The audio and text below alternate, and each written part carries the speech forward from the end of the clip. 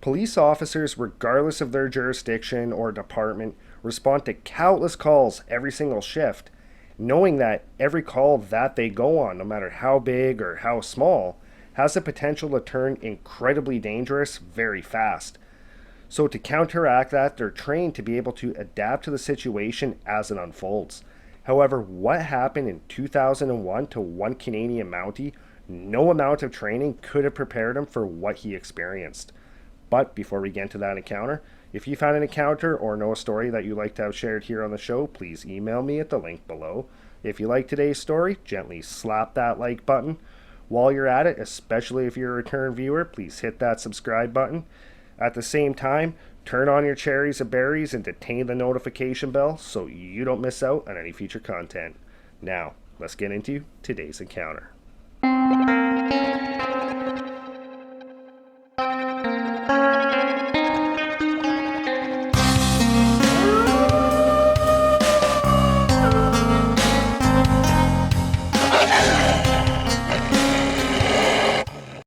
On the evening of Friday, October 6th of 2001, a 31-year-old RCMP officer named Adam had just settled in for the start of his final night shift of the week. Adam was a 10-year veteran with the RCMP, and he was living in Lloydminster, Saskatchewan at the time, along with his wife and their 3-year-old daughter.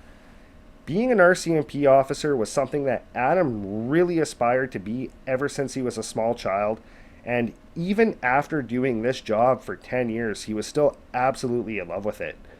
On this particular evening, because it was the Friday of the Thanksgiving long weekend up in Canada, he was tasked with doing traffic enforcement along the number 16 highway just east of Lloydminster. So that evening at about 10 o'clock, he made his way east from Lloydminster towards the town of Marshall, Saskatchewan. At around 10:30, he pulled his vehicle off to the side of the number 16 highway in between Lloydminster and Marshall, grabbed his radar gun, and he started scanning every car that went past looking for speeders. Suddenly at about 10:37, all of a sudden his radio crackled to life with a call from dispatch saying that there was a call about trespassers located not too far from where he was located. He took his radio, he radioed over to dispatch, told him that he was about 8 miles out and that his ETA for that call would be about 11 minutes. With that, he put his radar gun down on the seat beside him, started the vehicle up, turned on his lights, and he started flooring it down this backcountry road towards where this call was coming from. As he made his way down that gravel road, because of all of his experience being an officer, he knew that any call can take an absolute drastic turn and become incredibly dangerous pretty much in the blink of an eye. So as he's going down the road, he was just trying to prepare himself for this call and asking himself a lot of questions in his head, like, who were these trespassers? How many are there? What were they doing? What did they want? And more importantly, were they armed? So the entire drive to the call, he just kept replaying those questions in his head. At 10:39, he finally made his way to a spot where there was a driveway that cut off the gravel road that he was on. So he turned his vehicle, started making his way down this driveway. As he's driving down the driveway, up ahead he could see the lights of a house. So he's looking up towards this house, kind of scanning off to the left and off to the right for any sign of these trespassers. And he realized that on the right hand side of the driveway, it was fairly thick bush. He could not see through it, but all the leaves had already fallen, all the undergrowth had already died. But off to his left, it was really thick, really tall sunflowers pretty much as far as he could see. As he got closer up towards the house, he realized that in the window of the house, he could see an elderly couple, mid-60s, standing right in the window, and the man had a phone pressed up against his ear. Adam instantly knew that the man holding the phone to his ear was on the phone with dispatch. So as he got closer to the house, he stopped his vehicle, put it in park, got out, and he made his way up towards the door to talk with the homeowners. As he made his way up the steps onto the front porch, the front door opened up, and he was greeted by the homeowners, which again was a couple, their mid to late 60s, So he identified himself as an RCMP officer, and then he went on to ask them what exactly happened and what was going on. The man ended up telling him that shortly before they had called 911 to have him dispatched, they were woken up by their motion lights outside getting set off and their small Jack Russell Terrier going absolutely ballistic. So they got up to look out the window to see what was going on, and they saw what he described as two teenagers wearing light grayish white disappearing into the trees across from the house.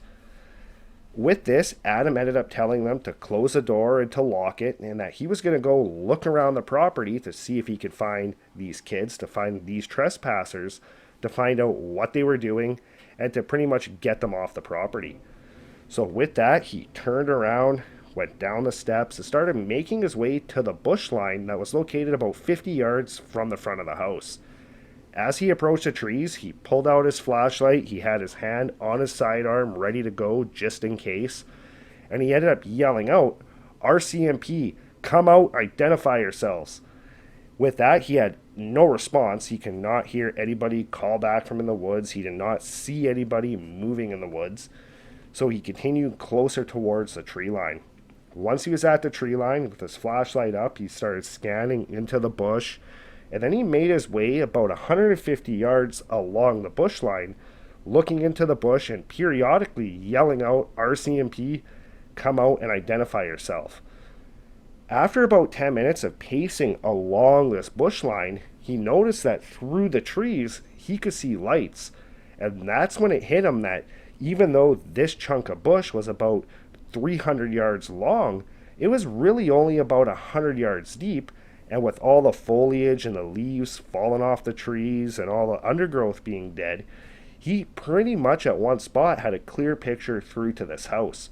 At this point, he was starting to think that maybe those trespassers could be the kids from the neighboring house. So he turned around, made his way back up towards the house to go talk with the homeowners. Once he got there, he just outright asked them, "Hey, does your neighbor have any kids? Do they have any teenagers?" And the homeowner said that no, the neighbors had absolutely no children. They were older than they were. So with that, Adam ended up telling them that, I looked around. I could not see any sign of anybody. Stay inside, lock your doors, call us back if you see or hear anything else. And then he told them that for the next 20 minutes or so, he was going to drive around the area to see if he could see any suspicious vehicles or any sign of these people at all. So with that, he said goodbye to the homeowners, made his way back down to his vehicle, got in, turned it around, and then for the next 20 minutes, he drove up and down the various country roads in the area, looking for any vehicles that might be pulled off to the side of the road or any ATVs or anything like that. After about 20 minutes of not seeing any sign of anybody whatsoever, he decided he was going to make his way back down to Highway 16 to continue with his traffic enforcement. When he was about halfway back to Highway 16, it was about 11:31 p.m., and again his radio crackled to life with another call from dispatch.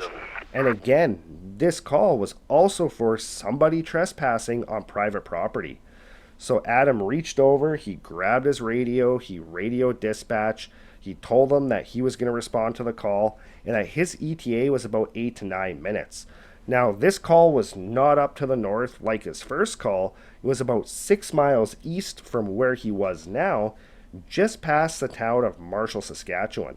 So with that, he turned his lights on and began speeding towards this call. While he was heading there, he just kept thinking in his head that it was really weird that he had not one but 2 trespassing calls back to back out in the rural area, because not once in his 10 years of being an RCMP officer had he ever responded to 2 trespassing calls back to back out of the country. Now, it was not uncommon for him to respond to trespassing calls, but he had never had 2 of them back to back.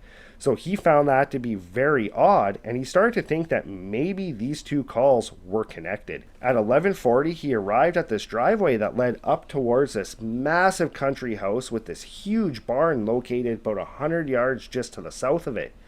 So he turned his cruiser onto the driveway and started making his way up towards his house about 200 yards down this driveway. Once he got a little bit closer towards the house, he noticed that off to his left, right up against the bush line, there was a man that appeared to be in his mid to late 40s, standing right up against the trees, holding a shotgun, yelling at somebody in the woods. With that, he flicked his siren on just to alert him, went over his loudspeaker, telling this man to put the weapon down, to put his hands up and make his way towards him. Now, Adam knew that chances were this man was more than likely the homeowner and the guy that made the call, but he could not risk dealing with somebody if they were armed. So with that, he stopped his cruiser, he got out, he had his hand on his sidearm just in case. And luckily, this man complied. He immediately put the shotgun down on the ground, he put his hands up, started making his way towards Adam. But he was incredibly ticked off. He was yelling at him. He was saying, "Those SOBs were in my barn. I'm not a criminal." And with that, Adam had to de-escalate this situation. So he immediately said to him, "Sir, I'm assuming you're the homeowner. I know you're not a criminal. I just cannot have you armed. Keep making your way towards me." Once the man got up to Adam, Adam told him to stay at the vehicle. He made his way over to where the guy had put the shotgun down on the ground. He picked it up, he cleared the weapon, brought it back to his cruiser, stuck it in the back seat so that it would be secure. And then he started asking this man what exactly happened. And this guy told him that he was inside his house, realized he forgot something in his truck, so he went out to the truck. And when he went outside, he noticed that there were these two people. They did not look very big. They looked like they might be, early teens, wearing light grayish white, trying to get into his barn. So he immediately turned around, ran inside, grabbed his shotgun, yelled to his wife to call the cops, came back outside, and when he went to come back out the front door, those two people had already made their way over to the bush and were disappearing into the woods. So with that, Adam said, "Okay, well, let's take a walk over to the barn. We'll go make sure that, nothing was taken." So Adam and the homeowner made their way to the barn. When they got there, Adam noticed that the barn was secure. It was not opened. The lock was still intact. So he started looking around, and he looked back towards that bush line. And then he said to the guy, he said, "How far do you figure that bush line is from here?" "It's about 150 yards. And the guy said, "Yeah, it's about that." And Adam was like, "And how long were you inside for?" The man said, 30 seconds, 40 tops. So that got Adam really thinking, because that's a pretty big distance to cover in that amount of time. So he said, "Well, they're fast. I'll give them that." So with that, him and the homeowner made their way back up towards his cruiser. He told the homeowner to go inside and that he was going to take a look around the property for any sign of these people at all. So Adam pulled out his flashlight, put his hand on his pistol just in case, and very slowly and cautiously headed towards that bush line. Once he got up to the bush line, he started scanning with his flashlight into the woods, looking for any sign of these people at all. Again, periodically, he was yelling out, "RCMP, come out and identify yourself," but had no response whatsoever. He ended up pacing up and down this bush line. It was about 250 yards long for the next 15 minutes, periodically stopping, scanning into the bush, and just listening to see if he can even hear any sign of these people moving around in the woods.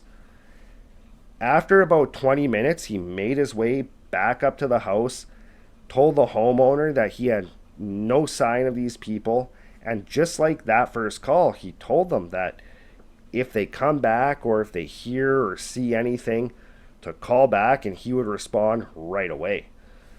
With that, he said goodbye, went back to his cruiser, just started going down the driveway to head back towards 16, when all of a sudden his radio again went off with yet another trespassing call, this time about 9 miles to the north, about 3 miles away from his first call. Adam told her that he was going to respond and that his ETA would be about 13 minutes. And he, at this point, was wondering what the hell is going on. Not only did he have 2 trespassing calls back to back, but now he's had a third, and the first call and the second call, the description of these people was pretty much identical. So he was really thinking, like, how the hell are these people covering this much ground that fast? Like, I've only been here for a while. Like, how did they get this far away? At 11:41, he was driving down beside Big Gully Lakes when he noticed up ahead on the left-hand side of the road, he could see a house, and he knew that's the house that had made this call. So as he got closer, he turned his cruiser onto the driveway. He could see that this house was about 100 yards from the road, so he started making his way up towards it.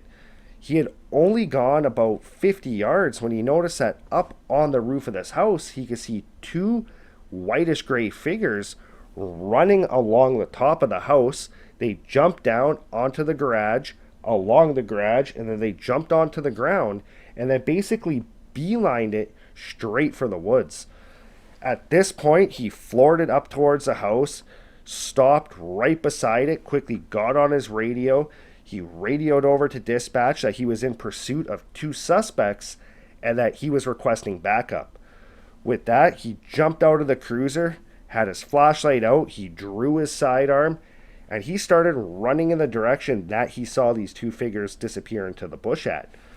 As he got towards the bush, he's yelling out, "RCMP, stop, RCMP, freeze," and he could not see these people anymore. It's like when they went into the trees, it's almost like they just vanished as soon as they went into the bush. So Adam made his way up to the bush line. He had his weapon up, his flashlight up, and he started going through the trees, looking and scanning every direction for any sign of them. He could not see them, but he could hear quite a few sticks breaking. He could hear the leaves rustling up ahead of him just outside of his flashlight beam. So he continued in the direction he could hear these noises. And as he's going, he starts to realize that the noises he's hearing don't appear to be coming from the ground. It appears to be coming from up in the trees. So as he's walking through the bush, he's scanning up into the trees with his gun up and his flashlight, not seeing anything, but he could periodically see leaves and small branches falling down to the forest floor below. He continues going through the trees, looking around. When he notices that up ahead, he could see that the bush line kind of opens up and it goes into this relatively large clearing that's about 75 yards by about 100 yards wide.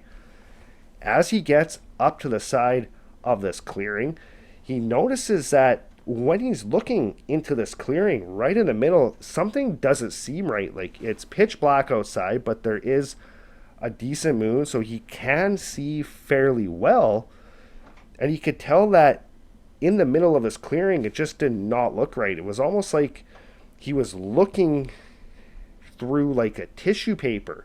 Like, whatever was in the middle of this clearing just looked all blurry, kind of distorted, and it was fairly large. It took up a good portion of this clearing. So Adam, with his gun up, very slowly continued along that bush line, more or less focused on whatever that object was in that clearing. When all of a sudden, almost directly in front of him, he saw those 2 white figures come out of the bush and head straight towards that object.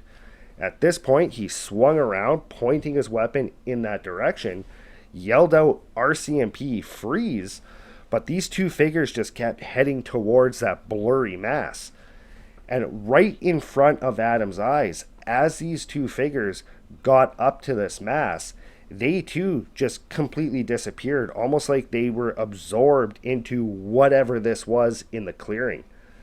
At this point, Adam took a couple of steps forward towards it when all of a sudden there was this massively blinding light, and he felt this incredible impact up against him that ended up shooting him about 10 to 15 feet behind him.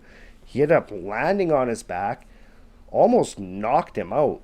It took him a couple seconds to kind of gather himself to be able to sit up, even wondering what the hell just happened. And when he looked into that clearing, that blurry mass was gone. It took him a couple of minutes to really be able to collect himself enough to be able to stand back up. Once he stood up, he actually ended up hearing two other RCMP officers calling for him from back towards the house. At this point, he really had no idea what to make of what he just experienced and what just happened to him. All he knew was that he was feeling really weird. He felt pretty banged up from being thrown through the air. So he ended up making his way back to the house to where those other officers were. When Adam came out of the bush, he looked pretty banged up. His face was bleeding from cuts from branches from when he had got thrown through the air. And he ended up telling the other officers that he had no idea what had happened to him, just that he was in pursuit of these two suspects, that he saw something strange, there was a bright light, and then next thing he knew, he was on the ground. They ended up having him go to the hospital to get checked out just to make sure he did not have a concussion or anything like that. And he was actually released later that evening. The next day, even though it was his day off, Adam drove back out to that property, talked with the homeowner to see if he could go take a look at that clearing. The homeowner had no problem with that, so Adam went through the bush back to that clearing where he had seen that object. And right where he had seen that object, he could see that all the grass and all that in this clearing looked almost matted down right in the middle. And it looked almost like somebody had had a big bonfire right in the middle of that clearing. Adam did end up making a report to his supervisors on this incident, but it was ultimately ruled that he suffered a head injury while pursuing two suspects in the woods. Adam's not 100% sure what to make of this situation. He is very convinced that what he experienced was either extraterrestrial or paranormal related. Well, that's it for today's encounter. I'd really love to know your thoughts on this one. Do you think that what Adam experienced was extraterrestrials? It does kind of match those descriptions, the grayish white figures, the blurry object, the bright light, those scorch marks on the ground. But let me know your thoughts in the comments below. And again, if you haven't done so already, hit that subscribe button, and I'll see you next time.